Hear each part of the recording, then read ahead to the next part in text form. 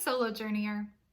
So, what happens when you narrow your options and get really super specific on what's next? What can happen when you set really clear and actionable goals? What happens when you know where you want to go next? I can tell you my story. So, about 2.5 years ago, I hit burnout in my career.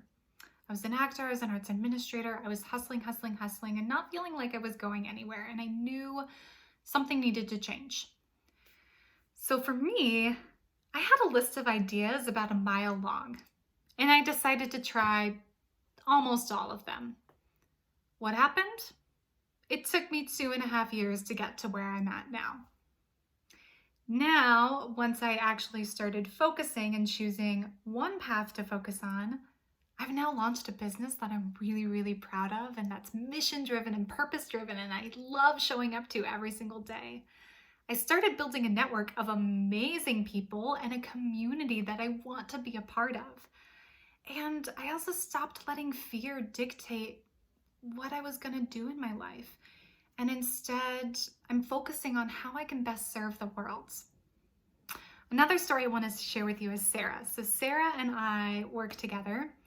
And has been working in HR for 6 years. She's also a comedian, and she's really, really funny. And she knew deep down to her core that she was really, really funny. But she wasn't exactly where she wanted to be. So I'm going to read a quote from her because this is the magic of what happens when you get super, super clear and hyper-focused on where you want to go. So Sara's words: I would be doing the same things today. Writing when I felt like it, doing open mics and shows when I felt like it. But now I'm attacking it, seriously attacking it. Before I viewed myself as an artist, doing the work when I felt like it and thinking things would magically happen, but then being resentful of the people out there who were attacking it. I was at open mics and shows feeling like I was the funniest person in the room and thinking, I shouldn't still be here. I knew I had enough experience, potential, and talent to be moving up, and yet because I'm not taking those actions and attacking things, I'm still in the same venues with the same people, waiting through a lot of bad stand-up to get my turn. I would much rather be in a position where there are people I'm around who I admire. That's her intention. She wants to be in a place, in the rooms with people she admires in the stand-up and comedy world. That's powerful stuff.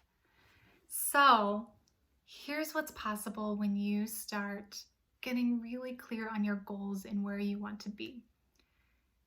You're able to set clear, achievable goals and break those down into smaller bite-sized tasks. You know, at the heart of it, your actions are taking you closer and closer and closer to where you want to be. You start being able to prioritize your tasks because you actually know where you're going.